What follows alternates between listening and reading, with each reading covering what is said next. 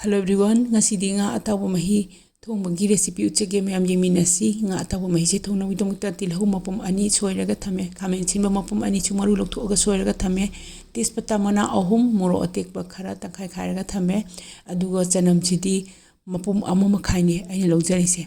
lawriba khamen chinba mapum ani sidagi khara chawa masung ani amadi horen enchang mahi haplaga thakna bana lokthoglaga thame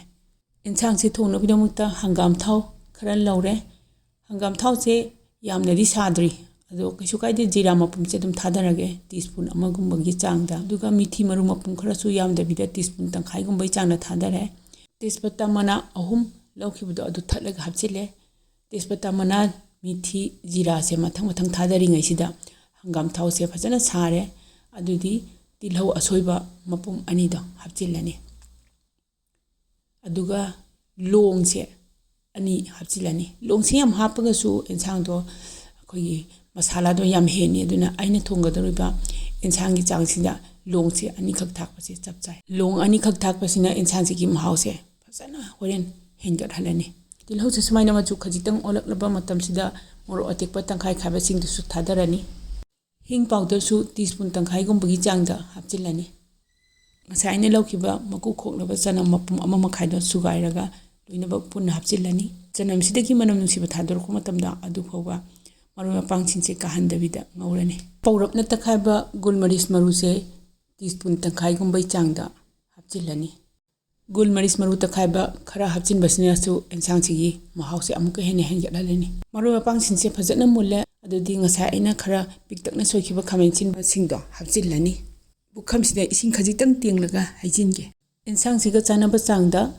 याइंगं खरा हापचिलानी मथंगदा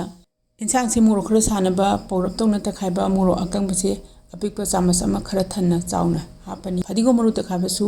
pick थनबा अपिकपा चामच अनि हापचिलानी मरु Marang मरोय मपांग मयामसिगा खामेन छिनबसिगा चौराकना minute 3 गुंबा gas की flame से medium दा थमगा ngahaktang ngaukhige habdi खामेन छिनबसे थोलकपा मतम फाव nga से तावनबि दमकता मचु खरा हापचिलगा फजना तोमिनारनी अदो हुजिक खामेन छिनबसिजु फजना थोले अदुदी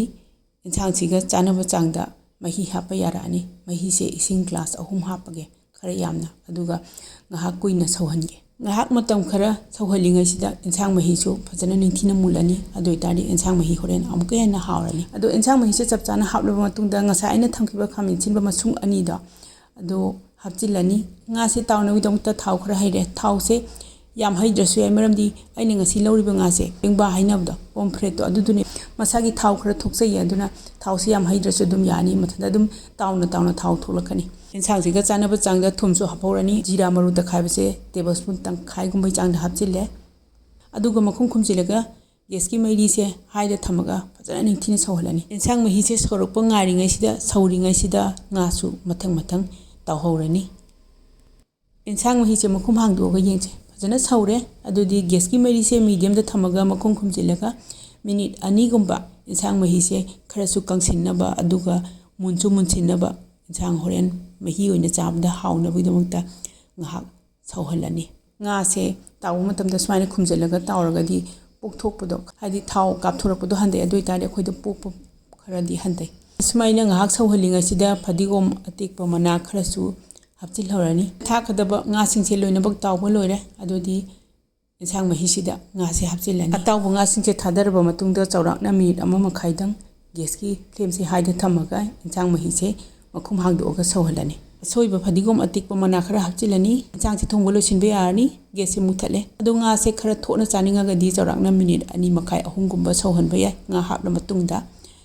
अदुगा करिगुंबा nga से खरा कन्नबना चानिंगागदी चौराकना मिनिट 1 मखाइ हापला मतुंगदा अदुम इन्सांग से